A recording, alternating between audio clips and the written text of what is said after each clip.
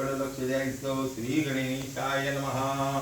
श्री सरस्वत्ये नमः. श्री गुरुवे नमः. नारायणं नरं चैनं देवी सरस्वती सर्वश्रोतार सावधान भवन्तु. व्यास सांगतात, पुष्कळ ब्राह्मण ऋषी मुनी एकत्र बसले असताना सुत नावाच्या पुराणिकांनी प्रश्न केलेला आहे, कोणत्या व्रताने अथवा तपाने मानवाची इच्छा आणि मनोकामना पूर्ण होतात. अशा व्रताचे किंवा तपाचे किंवा व्रत किंवा तप कसं करायची ही जाणण्याची उत्कृष्ट मनोकामना मुनीवर आपण पुरी करावी. सूत म्हणतात, हाच प्रश्न पूर्वी नारदांनी भगवान लक्ष्मीपती विष्णूला केला असताना भगवान विष्णूने जे सांगितले तेच मी तुम्हाला सांगत आहे. आपण लक्ष देऊन ऐकावे.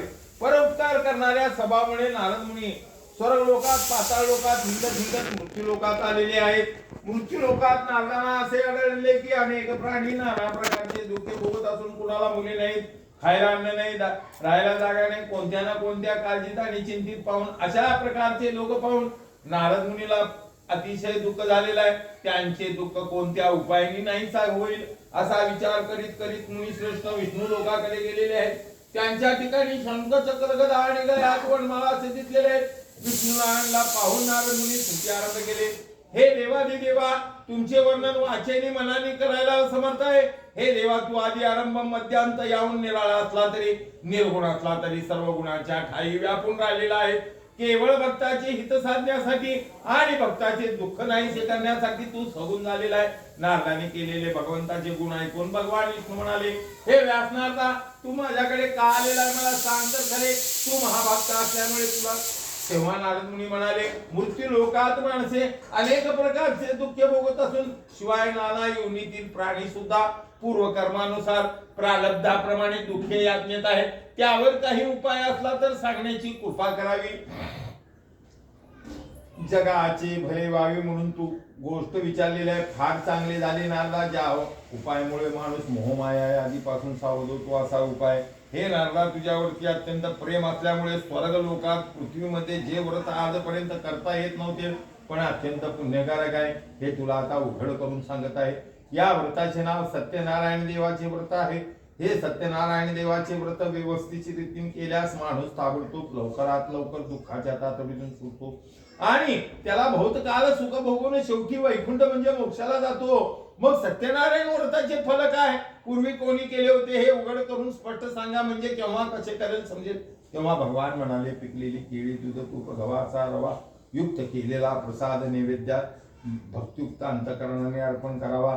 गव्हाचा रवा न मिळाल्यास तांदळाचा रवा घ्या, साखर न मिळाल्यास गुळ घ्या. पण सर्व वस्तू सव्वा या मापाने, सव्वा शेर, सव्वा पायली, सव्वा मठ आपापल्या ऐपतीप्रमाणे घ्यावे. ब्राह्मणाला दक्षिणा द्यावी. इष्ट मित्र गणगोत्र सत्यनारायण देवाची कथा ऐकावी. अशा रीतीने भक्तिभावनाने एकनिष्ठेने सत्यनारायण देवाची व्रत केल्यास सर्व इच्छा ताबडतोब पुऱ्या होतात. सध्या या कलियुगात दुःख नाहीसे होण्यात, सुख प्राप्त होण्यात हाच एक पृथ्वी तलावर उपाय आहे. इति स्कंद पुराणे देवाखंडे सत्यनारायण कथा प्रथमोध्याय. हरये नमः, हरये नमः, हरये. बाई जरा घंटी वाजवा. हरये नमः. इथंच आहे बाई. हरये नमः. कृष्ण कन्हैया लाल की जय. मंगलमूर्ती मोरया शिवयोगी सिद्धरामेश्वर महाराज की जय. सूत म्हणतात, पूर्वी अंगद नावाचा राजा झाला. रोज देवदर्शनात जाई, ब्राह्मण वगैरे दान धर्म करून आनंद. काशी क्षेत्रामध्ये अतिशय दरिद्र असा एक ब्राह्मण राहत होता. भूक व तहान, अन्न व पाणी वेळेवर मिळत नसलेल्या त्या काशी क्षेत्रामध्ये रस्ती खडतर देवावर विश्वास ठेवून चालत असे. त्यामुळे भगवान नारायण मायाळ होऊन, अहो ब्राह्मण माशय, आपण दुःखी कष्टीवर काबर हिंडत आहे. तेव्हा तो ब्राह्मण म्हणाला, 4 वेद 6 शास्त्र 18 पुराण प्रांगत असून सरस्वतीची कृपा आहे देवा, लक्ष्मीची कृपा नाही. त्यावर काही उपाय असला तर सांगण्याची कृपा करावी. तेव्हा म्हाताऱ्या ब्राह्मणाचे रूप घेतलेले सत्य देव म्हणाले, विष्णू परमार्थ मानवाच्या मनाची इच्छा हेतू पूर्ण करणार आहे, म्हणून तू सत्यनारायण देवाचे पूजन कर. मग त्या ब्राह्मणाला सत्यनारायण देवाची पूजेची सर्व कथा सांगितली, माहिती सांगितली आणि म्हाताऱ्या ब्राह्मणाचे रूप घेतलेले सत्यदेव तिथनं अदृश्य झाले. हे मी व्रत करीनच करीन. त्या गरीब ब्राह्मणाला झोप देखील आली नाही, कारण गरिबीमुळे सत्यनारायण देवाची पूजा करण्यास अशक्य होते. आणि उजडताच अंघोळ वगैरे उरकून मनातल्या मनात भिक्षेसाठी निघालेला आहे. त्या ब्राह्मणाला भरपूर द्रव्य मिळालेलं आहे. मोठ्या आनंदाने पिकलेली केळी, दूध, तूप, गव्हाचा रवा युक्त केलेला प्रसाद नैवेद्य सत्यनारायणला भक्तियुक्त अंतकरणाने अर्पण केलेला आहे. त्या पूजेचा विचार देवाच्या कृत्येवर आलेला आहे. त्या ब्राह्मणावरती पूर्ण कृपा केली सत्यदेवानी. त्याची गरिबी नाहीशी झाली. समाजात एक प्रतिष्ठित नवा माणूस झाला. नंतर तो महिनोमहिनी सत्यनारायण देवाचे व्रत करून इहलोकी सर्व प्रकारचे सुख भोगून शेवटी सत्यलोकाच्या ठिकाणी गेलेला आहे. वरील काशीचा ब्राह्मण नेहमीच्या रीतीने मोठ्या वैभवात अत्यंत भक्तिभावनाने सत्यनारायण देवाचे व्रत करत असताना त्या रस्त्याने एक मोळी विकणारा चालला होता. बाहेर लाकडाची मोळी ठेवून तहान लागली म्हणून ब्राह्मणाच्या घरात आला. पण ब्राह्मण बुवा सत्यनारायण देवाचे व्रत करीत असलेले दिसलेले आहे. मुळे विचारले त्या ब्राह्मणाला नमस्कार करून विचारते, अहो ब्राह्मण महाशय, आपण हे कोणते व्रत करीत आहात? हे केल्याने कोणते फल मिळते? हे सर्व खुलासावर सांगण्याची कृपा करावी. तेव्हा म्हाताऱ्या ब्राह्मणाचे सत्यनारायण देवाची व्रत करीत आहे. हे केल्याने धन धान्य संपत्ती माणसाच्या मनातील जी इच्छा असेल ती पूर्ण होते. मग मुळे विक्याने त्या ब्राह्मणाला नमस्कार करून तीर्थ प्रसाद भक्षण करून मस्तकावर लाकडाची मुळी घेतलेली आहे. मी पण सत्यनारायण देवाचे व्रत करीन या हिशोबाने मस्तकावर लाकडाची मुळी घेतलेली आहे. आणि मोठमोठे श्रीमंत लोक राहत होते अशा आळीमध्ये त्याची मुळी घेऊन गेलेली आहे. त्या मुळीची नेहमीपेक्षा दुप्पट तिप्पट किंमत झालेली आहे. ईश्वराची कृपा झाली. आणि रोज बाबळीचे लाकडं विकणारा मुळी विका त्या दिवशी त्याला चंदनाचे लाकडं मिळाल्यामुळे त्याला भरपूर द्रव्य मिळालेलं आहे. मोठ्या आनंदाने पिकलेली केळी, दूध, तूप, गव्हाचा रवा इतर सर्व पूजेची साहित्य घेऊन नैवेद्याची तयारी केली. इष्टमित्र गणगोत्र सत्यनारायण देवाचे व्रत केले. त्या व्रताचा त्या मुळी विक्यावरती पूर्ण कृपा केली. त्याची सगळी गरिबी नाहीशी झाली. समाजात एक प्रतिष्ठित सुखी माणूस झाला. नंतर तो महिनोमहिनी सत्यनारायण देवाची पूजा करून इहलोकी सर्व प्रकारचे सुख भोगून शेवटी सत्यलोकाच्या ठिकाणी गेलेला आहे. इति स्कंद पुराणे घंटी वाजवय. इति स्कंद पुराणे देवाखंडे सत्यनारायण कथिता द्वितीयोध्याय. हरये नमः, हरये नमः, हरये नमः. पुंडलिकवरला विठ्ठल श्री ज्ञानदेव तुकाराम पंढरीनाथ भगवान की जय. गोपाल कृष्ण भगवान की जय. व्यंकटरमण गोविंदा गोविंदा. मंगलमूर्ती मोरिंदा. सुत म्हणतात, मी आता आणखीन एक घडलेली गोष्ट सांगतो, ऐका. उल्खामुख नावाचा राजा झाला. इंद्रिय ताब्यात ठेवणारा, खरे बोलणारा, रोज देवदर्शनात जाई आणि ब्राह्मण वगैरे दानधर्म करून आनंदी आनंद करे. त्या उल्खामुख राजाच्या राणीचे नाव भद्रशिला. तरुणवर उपवान. पूर्वी ठरल्याप्रमाणे नदी काठी सत्यनारायण देवाचे व्रत करीत होते. या देशाचा राजा सत्यनारायण देवाचे व्रत करीत असल्यामुळे मोठमोठ्याला आमंत्रण दिलेलं आहे. तिकडनं एक गडगंज सावकार साधू आणि आपली नौका तेथे नांगरली आणि राजाकडे जाऊन विचारतो, अहो महाराज, आपण हे भक्तिभावनाने काय बर करीत आहात ही जाणण्याची मला फार फार इच्छा आहे.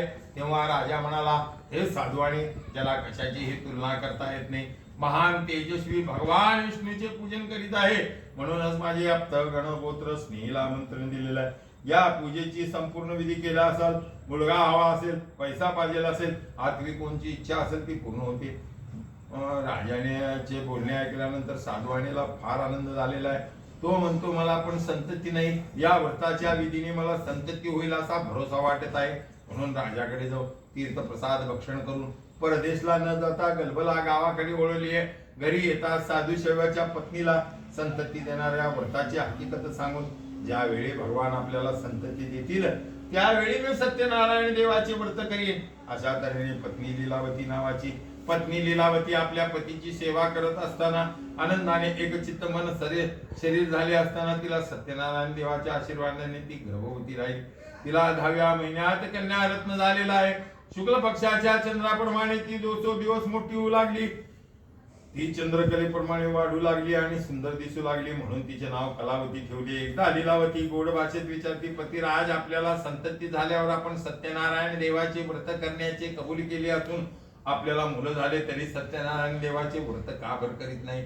तो लबाड किंबुत साधू आणि तिच्या लग्नाच्या वेळी मी सत्यनारायण देवाचे व्रत करील अशा तऱ्हेने पत्नीला भरोसा देऊन तो व्यापार धंद्यासाठी गेलेला आहे. तिकडे त्याची मुलगी सुखकाळ घालवत असताना लग्नाला योग्य दिसू लागलेली आहे. अशा कलावतीबद्दल मित्रमंडळीत विश्वासू नौकर कांचन नावाच्या शहरात वर शोधण्यासाठी पाठवलेला आहे. तेथे एक सुंदर गुणी वाण्याचा मुलगा पसंत पडलेला आहे. त्याच्या सत्याचे आप्त गणगोत्र सर्व लोकांना मुलगा पसंत पडलेला आहे. मोठ्या समारंभाने आपली मुलगी कलावती त्याच्या बरोबर थाटात लग्न लावले. या लग्नाच्या वेळी दुर्दैवामुळे तो सत्यनारायण देवाचे व्रत करण्यात विसरून गेलेला आहे. त्यामुळे त्याला मोठे दुःख प्राप्त हो असा शाप सत्यनारायण प्रभूने दिले. इकडे 4-8-10 दिवस प्रवास करीत लांब गेलेला आहे. जाता जाता समुद्र किनाऱ्यावर त्याला रत्नसार नावाची एक सुंदर नगरी दिसलेली आहे. रत्नसार नगरीचा चंद्रकेतू नावाचा राजा. आता सत्यनारायण प्रभूने काय केलेलं आहे, वचना पाळणाऱ्या त्या साधू आण्याला मोठे दुःख प्राप्त हो असा शाप दिलेला आहे. चंद्रकेतू राजाच्या सुदरीवरती 2 चोर धाड घातलेले आहेत. ज्या ठिकाणी साधू आणि जावईचा मुक्काम होता तेथेपर्यंत आलेले आहेत. चोराच्या मागे शिपाई लागलेली जाऊन पाकतात. चोरीचे गाठोडे जिथं साधू आणि जावईचा मुक्काम होता तिथे टाकून शिपाईची नजर चुकून पळून गेलेले आहेत. हेच ते 2 चोर आहेत समजून राजाचा पैसा चोरल्याबद्दल दंडाला धुऱ्या बांधली आणि धावत धावत राजाकडे गेलेले आहेत. खजिना लुटणारे चोर आणलेले आहेत. पुढील आज्ञा व्हावी. हातापायाला बेड्या घालून अवघड डोंगरी किल्ल्याच्या कैद खाण्यात टाकण्याचे फरमावले. आम्ही व्यापारी चोर नाहीत. आणि त्यांची सगळी मालमत्ता राजाने आपल्या खजिन्यात जमा केली. इकडे साधूवाण्याच्या घरी चोराने चोरी करून सर्व मालमत्ता नेलेली आहे. साधूवाण्याच्या पत्नीला शरीर गचकरणं असंख्य व्याध्या झालेल्या आहेत. मन सारखे चिंतातूर झाले. अन्न पाणी वेळेवर मिळणं अन्नासाठी दारोदार हिंडावं लागली. अशी अवस्था कलावती लेकीची झालेली आहे. भुकेने व्याकुळ होऊन एका ब्राह्मणाच्या घरी गेले असताना इच्छित फल देणाऱ्या व्रताचे पूजन चालले होते. ते थांबली. कथा श्रवण करून तीर्थप्रसाद भक्षण करून घरी परतायला रात्र झालेली आहे. आईला काळजी उत्पन्न लागली. मुली, तू इतक्या रात्रीपर्यंत कुठे होती? तुझ्या मनाने वागत आहे, तुझ्या मनात आहे का? आईला म्हणाली, मी एका ब्राह्मणाच्या घरी गेले असताना इच्छित फल देणाऱ्या व्रताचे पूजन चालले होते. थांबले. कथा श्रवण करून, आई तुला पण मी सत्यनारायण देवाचा प्रसाद आणलेला आहे. तिला तात्काळ आठवण होती सत्यनारायण देवाची. तिने उजडताच सत्यनारायण देवाची पूजा केलेली आहे आणि सत्यनारायण देवाला प्रार्थना केली, हे सत्यनारायण प्रभू, माझा पतीचा आणि जावयाचा अपराध पोटात घेत तुझ्याशिवाय त्यांना कोणभर क्षमा करणार अशी पुन्हा पुन्हा भक्ती पाहून पूजा पाहून सत्यदेव तिच्यावरती प्रसन्न झाले आणि चंद्रकेतू राजाच्या स्वप्नात जाऊन तुझे 2 बंदी शाळेत वाणी टाकलेला आहे, त्यांची त्यांना सकाळी सोडून दे. तू त्यांची मालमत्ता जप्त केलेली आहे, त्यांची त्यांना परत दे. न करशील तर पुत्र पौत्राधिक तुझ्या राज्याचा नष्ट करील असे सांगून सत्यनारायण प्रभू डोळ्यासमोर नाहीसे झाले. उजडताच राजाला पडलेले स्वप्न त्या 2 वाण्यांना ताबडतोब सुटका करण्याचा हुकूम दिलेला आहे. नंतर त्यांना स्वच्छ हजामत आंघोळ वगैरे घालून तुरुंगात राहण्याचा प्रायश्चित्त दिला व जप्त केलेले द्रव्य दिले. पहिल्यापेक्षा दुप्पट तिप्पट चौपट मालमत्ता देऊन बिंदासपणे आपल्या घराकडे जायला सांगितले. इतिच कंद पुराणे देवाखंडे सत्यनारायण कथिता तृतीयोध्याय. हरये नमः.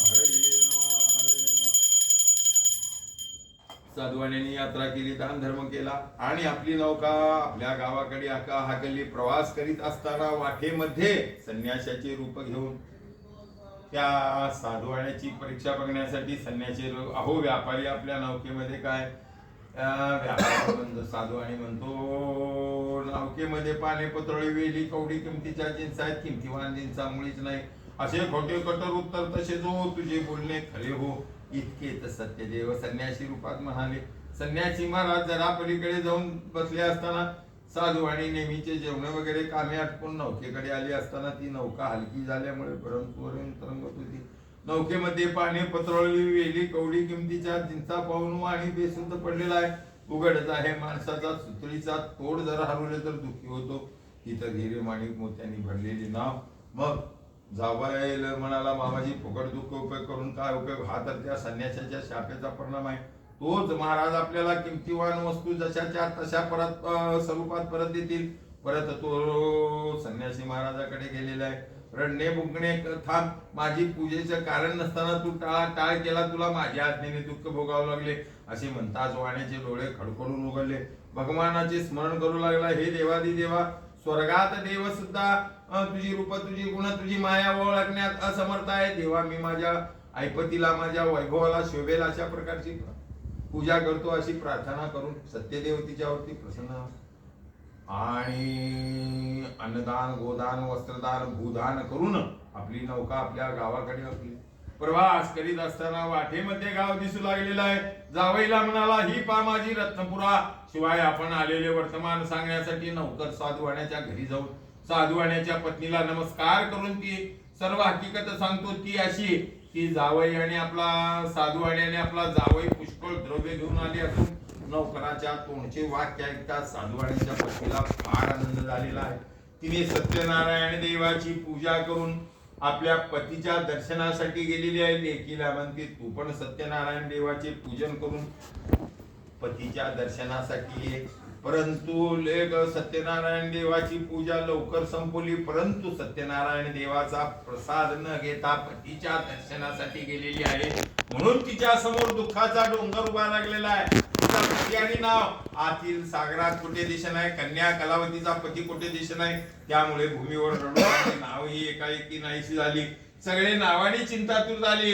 लीलावती कलावती पतीच्या पादुका घेऊन कलावती सती जाण्याची ठरवलेली आहे. आकाशातून आकाशवाणी झाली, तुझी कन्या माझा प्रसाद टाकून पतीच्या दर्शनासाठी आलेली आहे. म्हणून तिच्या समोर दुःखाचा डोंगर उभा राहिला. जर घरी जाऊन प्रसाद श्रवण करून येईल तर हे संकट जाईल. कलावती ताबडतोब घरी गेलेली आहे.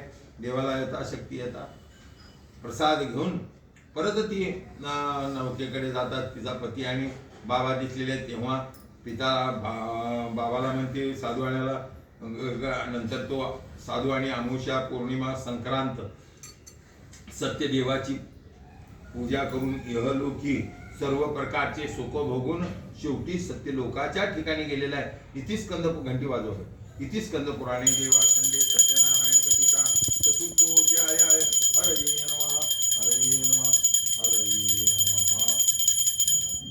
गणपती बाप्पा मोरया. तिथे म्हणतात, कुलखांब नावाचा राजा झाला. रोज जंगलात जाई, वाघ, सिंह, हत्ती, पशीची शिकार करून राजधानीत परत येत असताना एका वडाच्या झाडाखाली बालगोपाल सांगडी जमून कुणाचा ताट कुणाचा तांब्या जमून सत्यनारायण देवाचे व्रत करीत होते. या देशाचा राजा एकदा काय 100दा बोलवला तरी येणार नाही. योगाने आलेला आहे. त्या बालगोपालाने त्या राजाला प्रसाद दिला सत्यनारायणचा, परंतु त्या सत्यनारायण देवाचा प्रसाद राजाने त्याग केल्यामुळे राजाचे राज्य 100 मुलं, धन, धान्य मशानासारखे दिसू लागलेले आहे. राजाला कळून चुकले, जंगलात दिलेल्या बालगोपालाचा अपमान झाला नसून सत्यदेवाचा अपमान झाला. परत तो जंगलात आलेला आहे. बालगोपाल उच्च नीच न म्हणता स्वतः सत्यनारायण देवाची यथासांग यथाविधी पूजा केली. त्यामुळे त्याचे राज्य परत मिळाले. 100 मुलं, धन, धान्य, पशुचा लाभ झाला. इहलोकी सर्व प्रकारचे सुख भोगून शेवटी सत्य लोकांच्या ठिकाणी गेलेला आहे. कोणी काल म्हणतील, कोणी सत्य म्हणतील, कोणी सत्यदेव म्हणतील. कलियुगामध्ये सत्यनारायण महाराज पूजाच्या रूपाने प्रसन्न होते आणि त्यांची इच्छा सत्यनारायणाच्या प्रसादाने परिपूर्ण होते. इति स्कंद पुराणे देवाखंडे सत्यनारायण कथिता पंचमोध्याय आहे. हरये नमः, हरये नमः, हरये नमः. या गुरुजी आता